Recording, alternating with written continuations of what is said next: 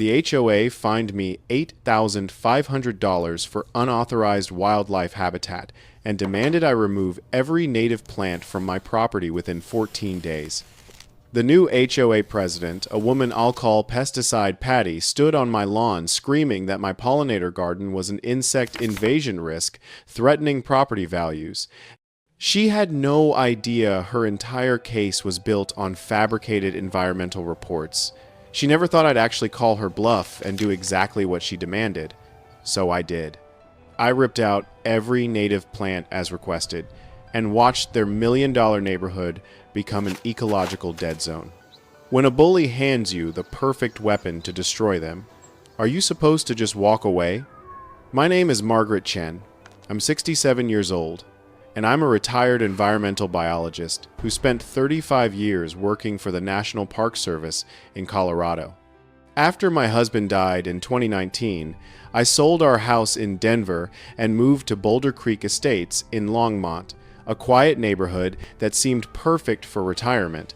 I bought my property in October 2020 when the development was still mostly empty lots and the HOA was just a formality on paper. My half-acre sits on the western edge of the subdivision, backing up to a natural wetland that's been protected by the state since 1987. The first thing I did after moving in was convert my entire yard into a native plant habitat. Not random wildflowers, a carefully designed ecosystem using species native to Colorado's Front Range, Rocky Mountain bee plant, prairie coneflower, blanket flower, blue grama grass, and butterfly milkweed. I installed a small pond fed by rainwater runoff that attracted chorus frogs and dragonflies. I built brush piles from fallen branches that provided shelter for cottontail rabbits and ground-nesting birds. Within 2 years, my property had transformed from bland suburban lawn into a thriving wildlife corridor connecting the protected wetland to the foothills. I documented everything meticulously, as any good scientist would. I photographed each plant with its Latin name and ecological function. I kept a wildlife journal noting every species I observed: mountain bluebirds, painted lady butterflies, fence lizards, red foxes passing through at dawn. I even published a paper in the Colorado Native Plant Society Journal about creating residential wildlife habitats in suburban developments. My garden became locally famous. The Boulder County Extension Office used it as a demonstration site, and school groups visited regularly to learn about native ecosystems. The problem started in March 2024 when Patricia Holloway moved into one of the new McMansions 3 houses down. Patricia was 52, a former pharmaceutical sales rep who'd made a fortune during the opioid boom and retired to Colorado to give back to the community. What she actually wanted was control. Within 2 months of moving in, she'd gotten herself elected HOA president on a platform of restoring neighborhood standards and protecting property values. Around the local coffee shops, people just called her Pesticide Patty because her first official act was mandating quarterly professional lawn treatments for every property, chemicals only, organic alternatives, not acceptable. I first met Patricia on a Tuesday morning in May, when I was photographing a nest of morning cloak butterflies on my milkweed. I heard the clicking of expensive heels on my flagstone path and turned to see a woman in white linen pants and a coral blazer navigating my garden like she was walking through a minefield, her face twisted in exaggerated disgust. "You must be the biologist," she announced without introducing herself. "I'm Patricia Holloway, HOA president. We need to discuss your property's impact on our community standards." I stood up, brushing soil from my gardening gloves. "Nice to meet you. Is there a problem?" Patricia gestured broadly at my garden, at the swaying native grasses, at the pond reflecting afternoon sun, at the small brush pile providing shelter for wrens. "All of this is a problem. The weeds, the standing water, the piles of debris. Our covenants require maintained lawns and professional landscaping. This looks like an abandoned lot. These aren't weeds," I said carefully. "They're native Colorado species. The pond is a rainwater harvesting system, and those aren't debris piles, they're habitat structures for ground-dwelling birds." Patricia pulled a leather portfolio from her designer bag with theatrical precision. According to our updated covenants, all landscaping must be approved by the Architectural Review Committee. I don't see any application from you. I moved in before the covenants were updated, I explained. My landscaping was installed in 2020 and 2021 before the new rules existed. I'm grandfathered in. Patricia's smile didn't reach her eyes. Grandfathered or not, you're creating a nuisance. I've received multiple complaints about insects from your property invading neighboring yards. Bees, butterflies, who knows what else. It's a health hazard. Bees and butterflies aren't hazards, I said, struggling to keep my voice level. They're essential pollinators. Every plant in this garden is native to Colorado. They belong here more than we do. Patricia snapped her portfolio shut. Miss Chen, I'm trying to be reasonable, but if you won't cooperate voluntarily, I'll have no choice but to take formal action. Our community has standards, and everyone needs to follow them, even environmental activists. She walked away before I could respond, her heels clicking accusingly on the stones, leaving me standing in my garden with a cold knot of dread forming in my stomach. The first letter arrived 1 week later. It came in a cream-colored envelope with Boulder Creek Estates HOA embossed in gold script, the kind of unnecessary luxury that screamed insecurity. Inside was a formal violation notice citing Section 7.3b of the HOA covenants. Unauthorized vegetation creating insect attraction nuisance. The fine was $2,500. With an additional $500 per week until the violation was corrected. Attached were photos, aerial shots from a drone showing my entire property from above, my garden looking wild and unkempt compared to the chemical-perfect lawns surrounding it. The letter demanded I remove all non-compliant vegetation, eliminate standing water, and restore my yard to neighborhood-appropriate landscaping within 30 days. It was signed by Patricia with a flourish and notarized with an official gold seal like she was serving a court order. I read it twice, my hands shaking with anger, trying to understand how anyone could look at a healthy ecosystem and see only violation. My first instinct was to comply, not with her demands, but with reason. I believed in education, in showing people the science. Surely, if Patricia understood what I'd created, she'd withdraw her complaint. I spent 2 days preparing a response. I printed out my publication from the Colorado Native Plant Society Journal. I compiled letters from the Boulder County Extension Office praising my habitat as a demonstration site. I included a list of every species in my garden with citations proving they were native to the Front Range. I added photographs showing the butterflies, birds, and beneficial insects that depended on these plants. Finally, I attached a copy of my deed showing I'd purchased the property in October 2020 before the current covenants existed, along with Colorado Statute 38 to 33.3 to 106, which protected pre-existing landscaping from retroactive covenant enforcement. I sent everything via certified mail and waited, confident that facts and law would prevail. I was wrong. The response came 4 days later, and it hit like a punch to the gut. Miss Chen, it read, "The documents you provided are irrelevant. Our environmental assessment indicates your property poses a documented health and safety risk to neighboring residents due to excessive insect populations and potential standing water disease vectors. You remain in violation." That phrase, environmental assessment, stopped me cold. What assessment? I'd never seen any county inspector, any environmental consultant, any official of any kind. I looked closer at the letter. Clipped to the back was a single page titled Environmental Impact Report, Chen Property, 4823 Wetland View Drive. It was dated 3 weeks earlier, before Patricia had even visited my garden.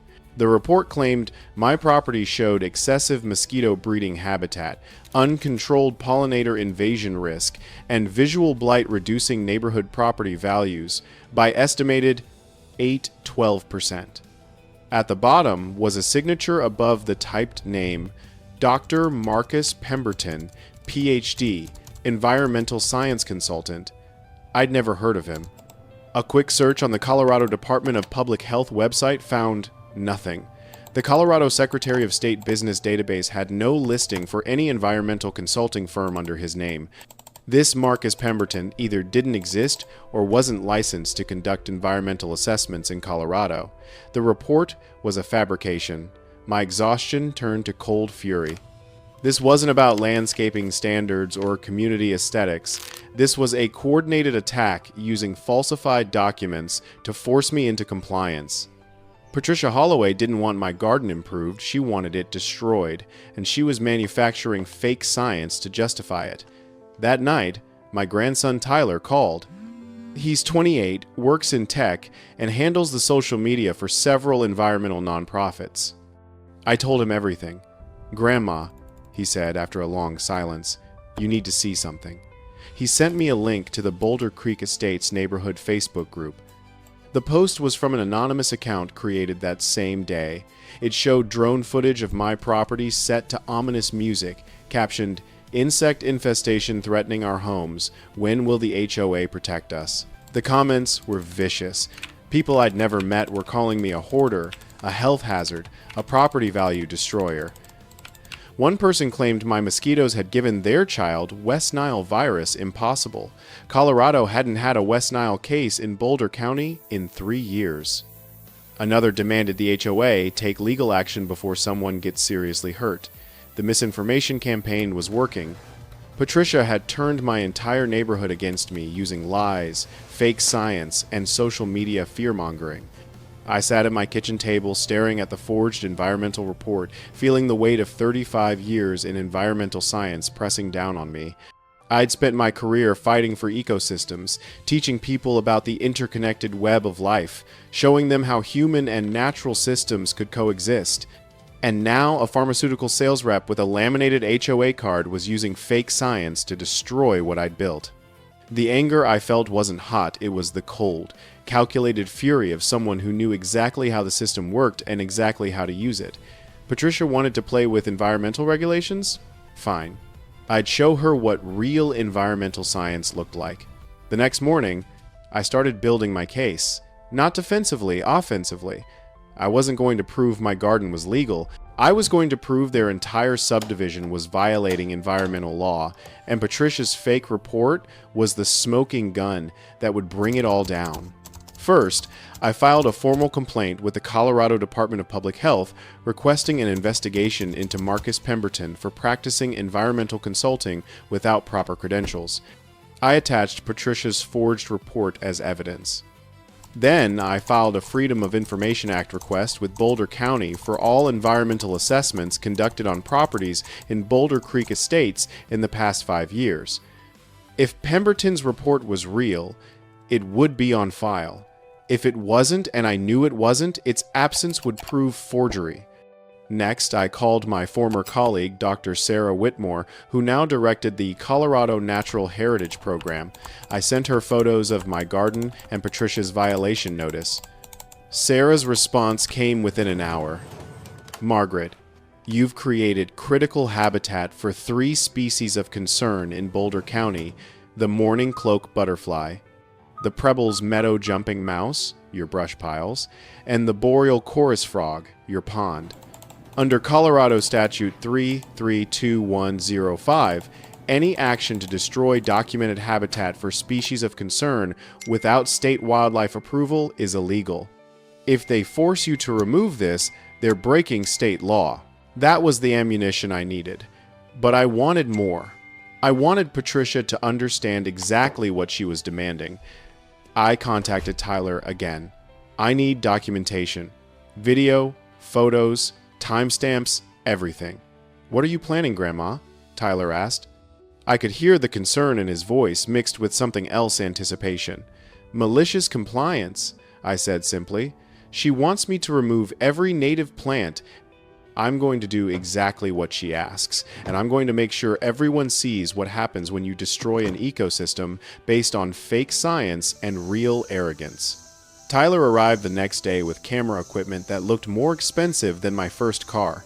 He spent a week documenting my garden from every angle, time-lapse videos of butterflies feeding, slow-motion footage of hummingbirds visiting columbine, close-ups of bee colonies and the prairie flowers. He recorded bird songs, interviewed the Boulder County Extension agent about the garden's educational value, and even captured footage of a red fox family using my brush pile as a den site for their kits. The final video was 20 minutes long, professionally edited with species identifications, ecological explanations, and Sarah's statement about species of concern habitat. But Tyler didn't stop there. He created a second video showing the rest of Boulder Creek Estates, the chemical perfect lawns devoid of any insects, the ornamental trees that provided zero food for wildlife, the decorative landscaping imported from nurseries using plants from China and Europe.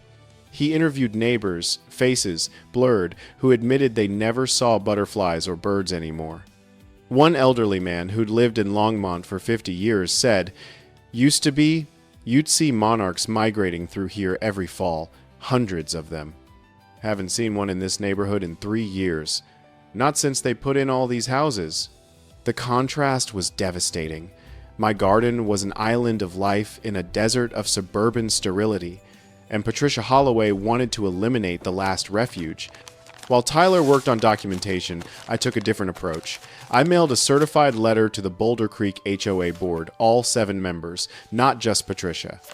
I attached my credentials: PhD in environmental biology, 35 years with National Park Service, Sarah Whitmore's letter about species of concern, habitat, and the Colorado statute protecting that habitat.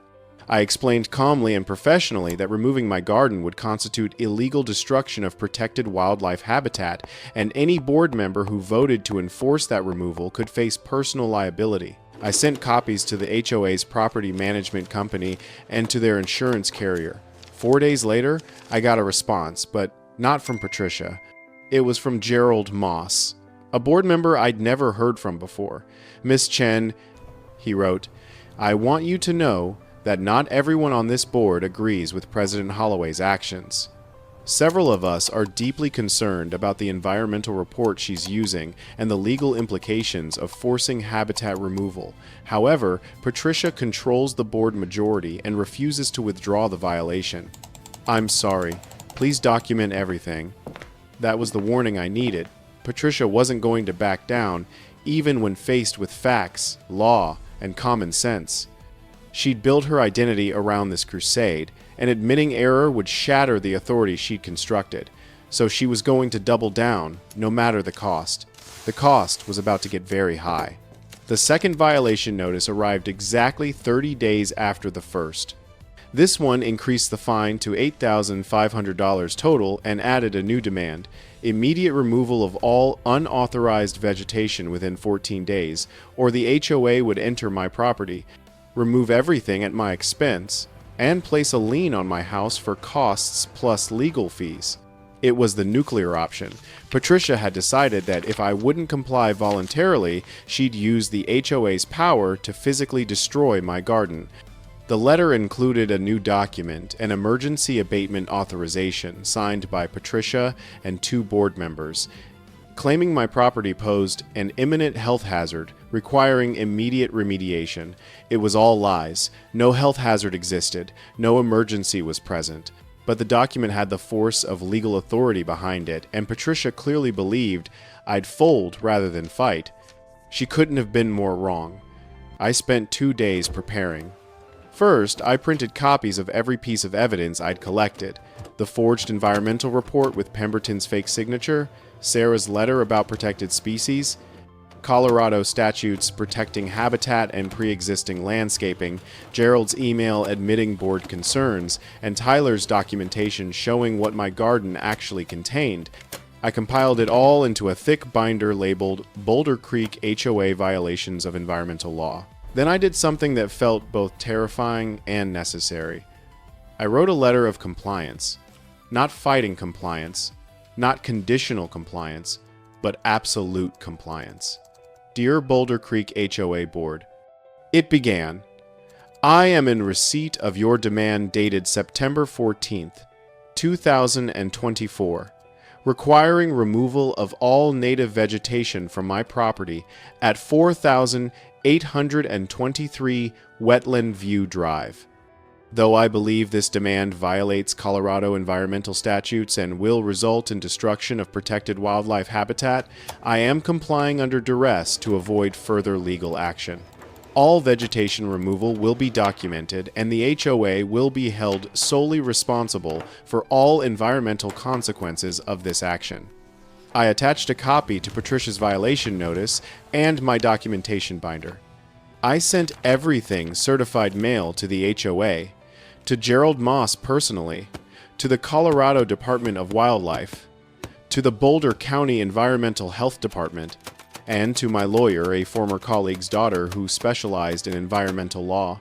I wasn't just complying, I was creating a paper trail that would bury Patricia when this was over. The final step was the hardest. I called a local landscaping company, not one of Patricia's chemical lawn services, but a small outfit owned by a former Forest Service ranger named Mike Torres. I showed him the violation notice and my garden.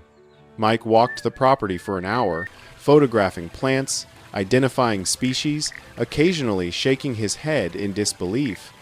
Finally, he sat on my porch steps and said, "Ma'am, you understand what removing all this will do?" "Yes," I said, quietly.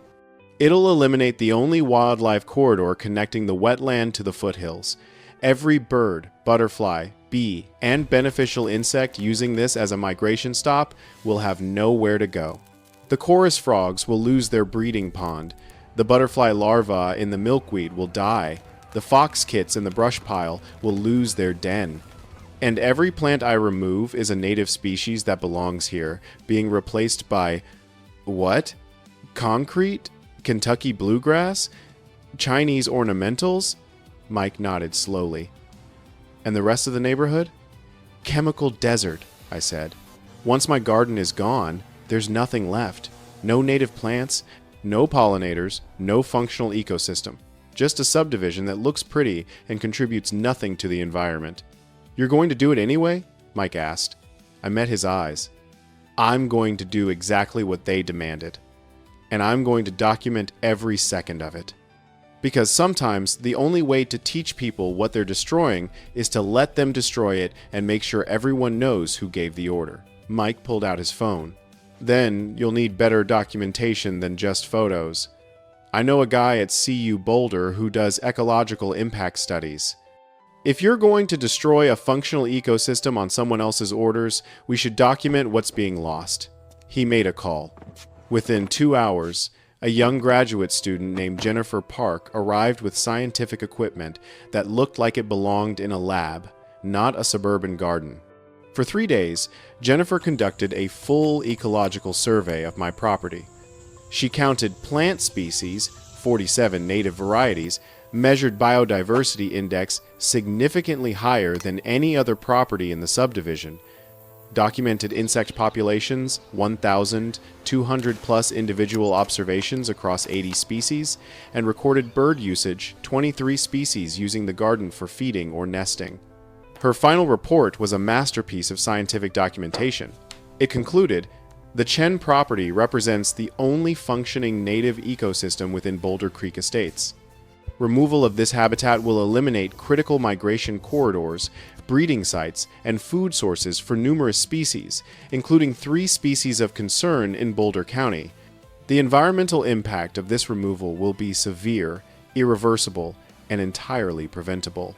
She signed it, stamped it with CU Boulder's official seal, and handed me 3 copies.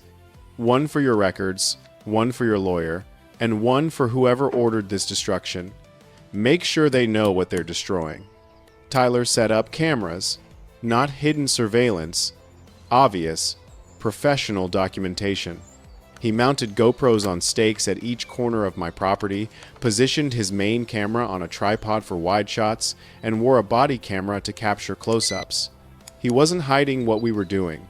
He was making sure everyone knew this destruction was happening because Patricia Holloway demanded it.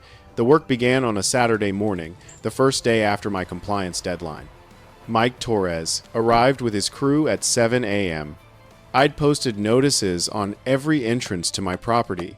Vegetation removal in progress, required by Boulder Creek HOA under threat of legal action, all destruction documented, Contact Patricia Holloway, HOA president, with questions. The notices included Patricia's phone number and email address. Within an hour, my phone started ringing. Neighbors I'd never met were calling to ask what was happening. I gave the same answer every time. The HOA president ordered me to remove all native vegetation under threat of fines and legal action. I'm complying with her demands. If you have concerns about this, please contact her directly. By noon, Patricia's phone was apparently ringing off the hook. I know because she showed up at my property absolutely furious, screaming before she was even out of her car. "What do you think you're doing?" she shrieked, marching across my lawn in designer sandals, completely inappropriate for a work site. "You're supposed to be cleaning this up, not making a spectacle." I was standing next to Mike, watching his crew carefully excavate the pond's native plants for relocation to a friend's property. Tyler's camera was rolling. I turned to Patricia calmly. "I'm doing exactly what you demanded. Your violation notice required removal of all native vegetation. That's what we're doing. Everything is being documented as you requested in your emergency abatement authorization." Patricia's face went red. "I meant for you to replace this with proper landscaping, grass, professional design." "Your notice didn't specify replacement landscaping," I said, pulling out my copy of her letter. "It only demanded removal. I'm complying with the exact language of your order. If you wanted something different, you should have specified it." "This is ridiculous." Patricia sputtered. "You're deliberately misinterpreting. I'm following your written instructions precisely." I interrupted. "Every action being taken is in direct response to your demands. If you have concerns about the outcome, perhaps you should have considered the consequences before issuing the order." Patricia looked around at the cameras, at Mike's crew, at the neighbors who'd started gathering on the sidewalk to watch. She realized, too late, that this was a trap she'd walked into with her eyes open. She demanded destruction, and now she was getting exactly what she'd asked for. She couldn't withdraw the order without admitting she'd been wrong, and she couldn't stop the work without violating her own authority. She spun around and stormed back to her car, shouting over her shoulder, "This isn't over! The board will hear about this!" "I'm sure they will," I called after her. "I'm sending them daily updates." The work continued for 5 days. Mike's crew was respectful, careful, almost reverent as they removed each plant. They relocated what they could to the protected wetland, where at least some species would survive. But most of the garden simply ceased to exist.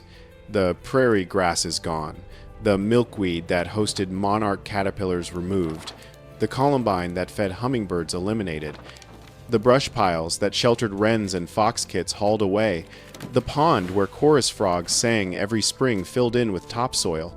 By day 3, the transformation was stark. My half-acre of thriving ecosystem had been reduced to bare dirt. No insects buzzed in the air, no birds sang from branches that were no longer there.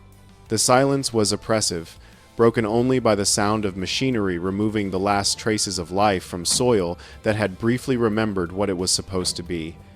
Tyler documented everything. The before and after shots were devastating. The time-lapse video showed life being systematically erased, biodiversity replaced by sterile nothingness. But the most powerful footage came from his interviews with neighbors. "I used to love sitting on my deck watching the butterflies from her garden," one woman said, tears in her eyes. "My kids would count the different species. Now, there's nothing." An elderly man shook his head sadly. "I'm 73 years old. I've lived in Colorado my whole life. That garden was the only place in this neighborhood where things felt real. Now it's just another boring subdivision." Even Patricia's supporters started expressing doubts. "I thought we were just making her clean up," one board member admitted off camera. "I didn't realize we were destroying an entire ecosystem. This doesn't feel right." On day 5, the work was complete. My property was a blank slate of exposed topsoil, absolutely featureless except for the survey stakes marking the property lines. It looked like a construction site, not a yard. Mike Torres walked the perimeter one last time, then came to shake my hand. "I'm sorry, ma'am." I've done a lot of landscaping work, but this is the first time I've been paid to make something worse. It's not your fault, I told him. You did exactly what was needed. This is what she wanted. Now she gets to own it. The immediate aftermath was chaos. The neighbors who'd gathered to watch initially, curious or hostile, were shocked into silence by the scale of destruction. Social media exploded. Tyler posted his 20-minute documentary on YouTube with the title, "What Happens When HOAs Destroy Protected Wildlife Habitat." Within 48 hours, it had 500,000 views. The comments were brutal, almost all directed at Patricia and the HOA. Environmental groups picked up the story. The Colorado Native Plant Society issued a statement condemning the removal. The Boulder County Audubon Society organized a peaceful protest at the next HOA meeting, holding signs that said, "HOAs kill wildlife" and "Butterflies don't vote but we do." But the real consequences started when the wind came. Colorado's Front Range is famous for its wind-sustained gales that roar down from the mountains, especially in spring and fall. With native prairie grasses, those winds are manageable. The deep root systems hold soil in place. Without those roots, the soil has nothing to anchor it. 3 days after my garden was removed, Boulder County experienced sustained winds of 40-50 miles per hour. My property, now just exposed topsoil, turned into a dust bowl. Massive clouds of fine dirt lifted off my land and blew directly into Boulder Creek Estates. It covered everything: cars, windows, pools, patios. The residents who'd been so eager to eliminate my weeds were now frantically trying to clean dust out of their homes while more kept blowing in. The chemical-perfect lawns that Patricia was so proud of were coated in a layer of my topsoil, but the dust was just the beginning. The larger consequence came a week later when Boulder County got its first significant rainfall of the season, 2.5 inches in 24 hours. Typical autumn storm. With my native garden in place, that rain would have been absorbed by deep-rooted plants, filtered into the ground, and slowly released into the wetland through natural channels. Without the garden, the rain hit bare dirt and had nowhere to go except downhill, fast. Within an hour of the storm starting, a small river of muddy water was flowing off my property, carrying topsoil with it. It hit the storm drains at the bottom of the hill drains that had never been designed to handle that much sediment-loaded runoff. The drains clogged almost immediately. With nowhere else to go, the water spread across the street, creating a muddy lake that stretched across 6 properties, including Patricia's. Her pristine lawn was underwater. Her decorative landscaping was half buried in sediment. Her attached garage, built slightly below street grade for aesthetic reasons, filled with 6 inches of muddy water that destroyed her Mercedes and ruined thousands of dollars of stored belongings. She wasn't the only one. 4 other houses at the bottom of the hill experienced flooding. 2 had water in their basements. 1 had a retaining wall collapse from the saturation. The total damage across Boulder Creek Estates exceeded $200,000. And the entire disaster was captured on camera. Tyler's time-lapse showed the exact sequence: rain hitting my bare property, water sheeting downhill, storm drains overflowing, flooding spreading across the neighborhood. The cause and effect relationship was undeniable and devastating. Monday morning, my phone rang at 7 a.m. It was Patricia, her voice tight with barely controlled rage. "You did this deliberately. You destroyed your property knowing it would flood us." I took a slow sip of my coffee, looking out at my bare dirt lot. "Patricia, I did exactly what you demanded. Your violation notice required removal of all native vegetation. I complied. The flooding is a natural consequence of removing the ecosystem that managed water on this property." "You should have known this would happen," she screamed. "You're a biologist. This is malicious." "I did know," I said calmly. "I told you in multiple letters that my garden was a functional ecosystem, managing water, supporting wildlife, and preventing erosion. You dismissed all of that as irrelevant. You demanded removal anyway." I complied. If you wanted different results, you should have listened to the science instead of relying on forged environmental reports. There was dead silence on the other end. "Then, what forged reports?" "The report from Marcus Pemberton," I said. the environmental consultant who doesn't exist. The report you used to justify your violation notice. I've filed complaints with the Colorado Department of Public Health and provided copies to the County District Attorney's Office. They're investigating document forgery and fraud." Patricia hung up without another word. But the battle was far from over. It was just beginning. The county arrived Tuesday morning, not just inspectors, but engineers, environmental specialists, and someone from the district attorney's office. They walked my property with instruments I didn't recognize, taking measurements, soil samples, and photographs. Then they walked the flooded neighborhood, documenting damage, reviewing storm drain capacity, and interviewing residents. The senior engineer, a woman named Diane Cooper, came to my porch when they were finished. "Miss Chen, I've reviewed your property history and the HOA's violation notices. I want to be clear about something. You've done nothing wrong. Your original garden was functioning exactly as it should, managing water, preventing erosion, supporting biodiversity. Removing it created the flooding problem." "I know," I said.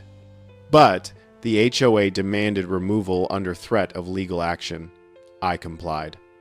Diane nodded grimly. "That's what concerns us. The HOA forced you to destroy a functional stormwater management system based on a fabricated environmental report. That's not just bad policy, it may be criminal negligence. We're recommending the DA investigate fraud charges against whoever created that report." She handed me a thick document. "This is the county's official findings. Your property is now classified as high erosion risk and must be remediated with appropriate vegetation within 90 days.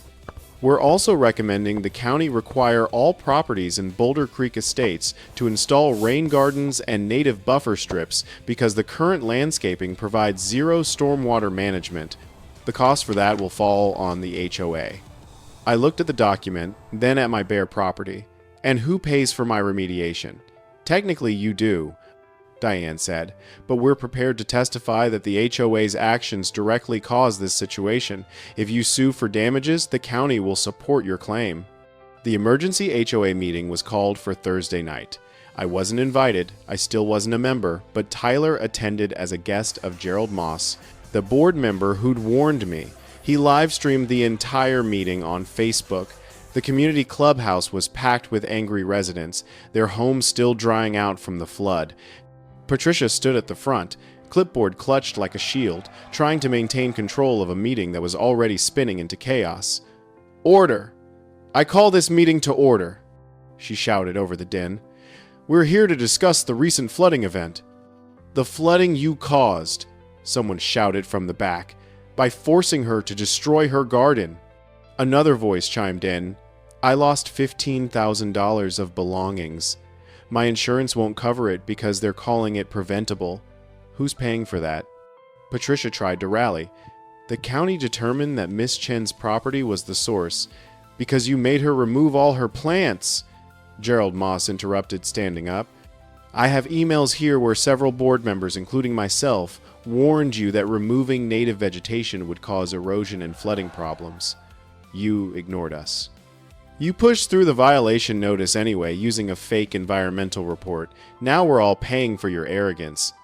The room erupted. Residents started shouting questions all at once. Who approved the environmental report? Why wasn't it verified? Who's liable for the damages? Patricia tried to respond, but her voice was drowned out.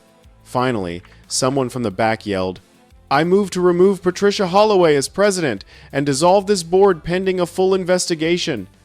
Second came from multiple voices. The vote was overwhelming. 47-3. Patricia Holloway was no longer HOA president.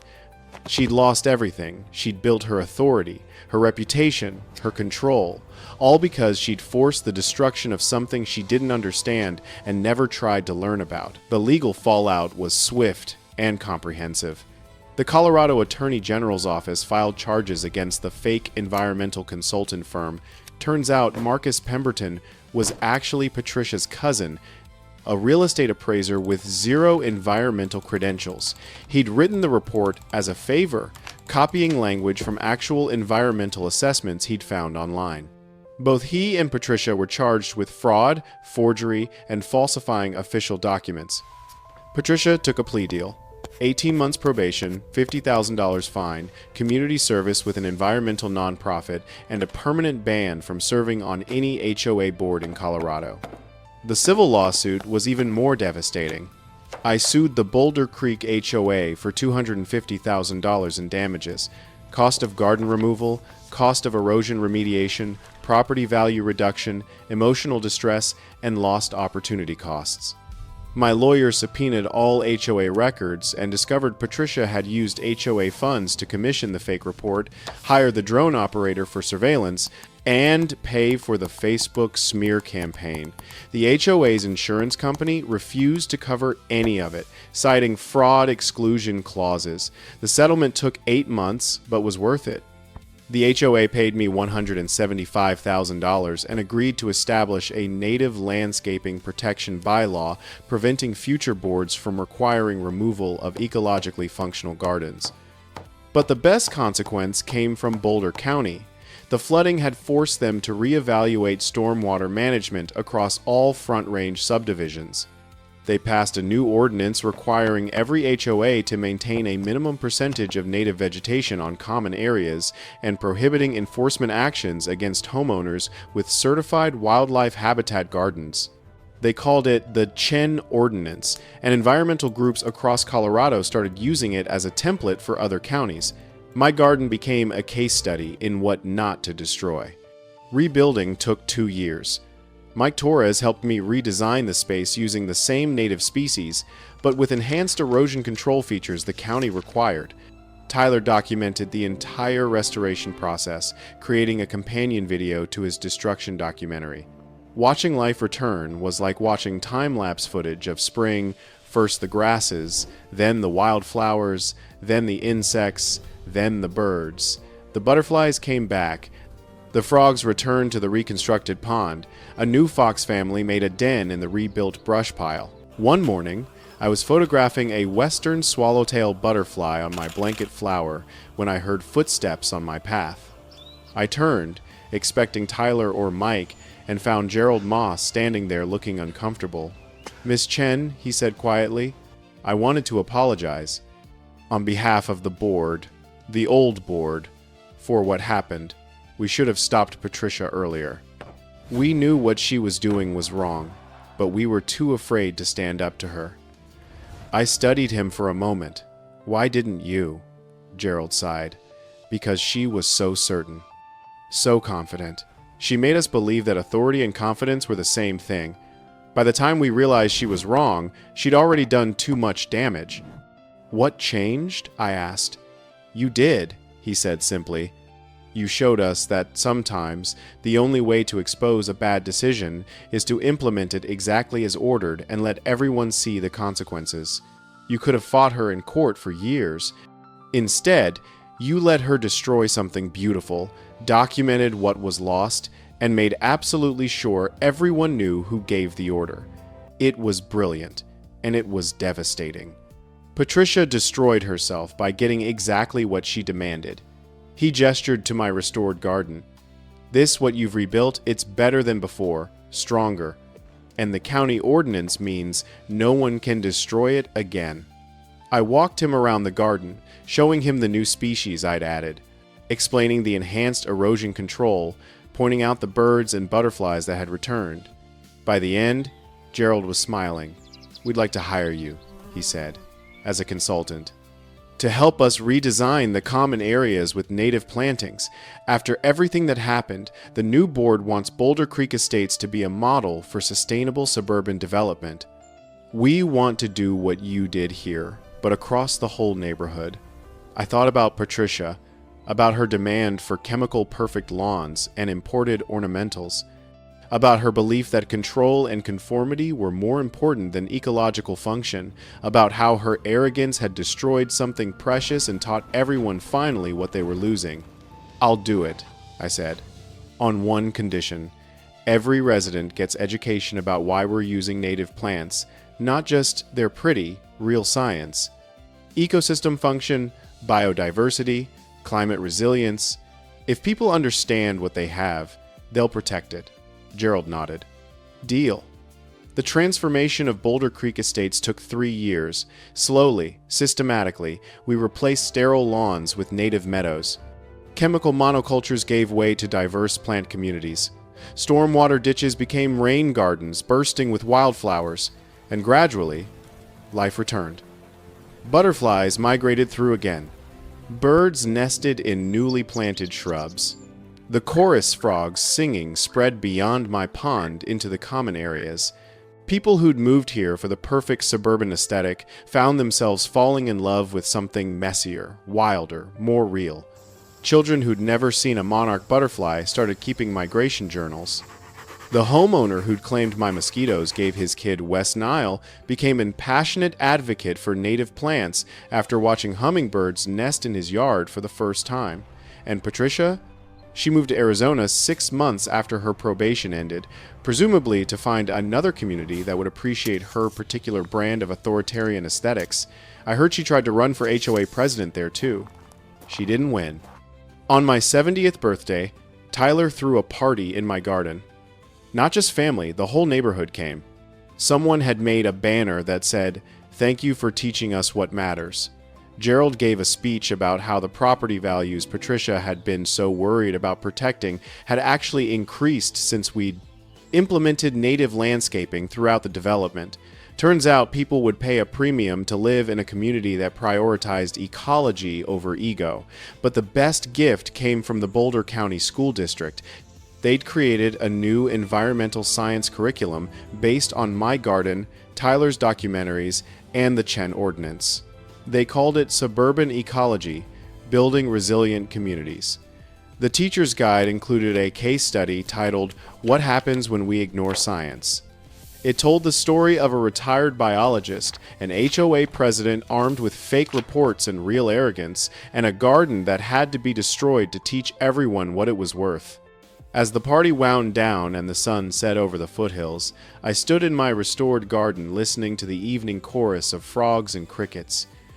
I thought about Patricia's first visit, her disgust at my weeds, her certainty that conformity was more important than biodiversity.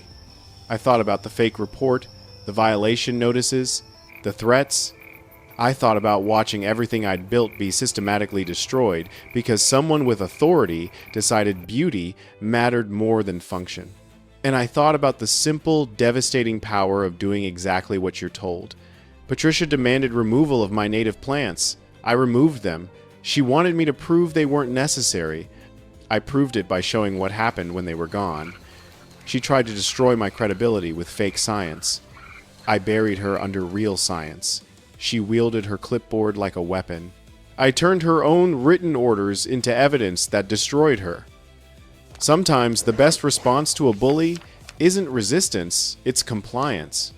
Absolute, documented, unavoidable compliance that ensures everyone sees exactly what the bully demanded and exactly what it cost. Patricia Holloway gave me an order, thinking I had no choice but to obey.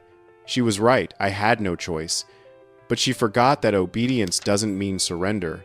Sometimes obedience is the sharpest blade you can wield, especially when you document every cut. The garden grows strong now, protected by law and surrounded by a community that finally understands what it means. The butterflies return every year. The frogs sing every spring. And somewhere in Arizona, Patricia Holloway is probably measuring someone's grass height with a tape measure, absolutely certain of her authority, never realizing that authority without wisdom is just arrogance waiting to implode. I hope she never learns that lesson. Because some people need to destroy something beautiful to understand what they've lost. And I'll be here in my garden, surrounded by life that refused to stay gone, teaching anyone who'll listen that ecosystems are resilient, science matters more than authority, and sometimes the best revenge is giving a bully exactly what they demanded and making sure everyone remembers who asked for it.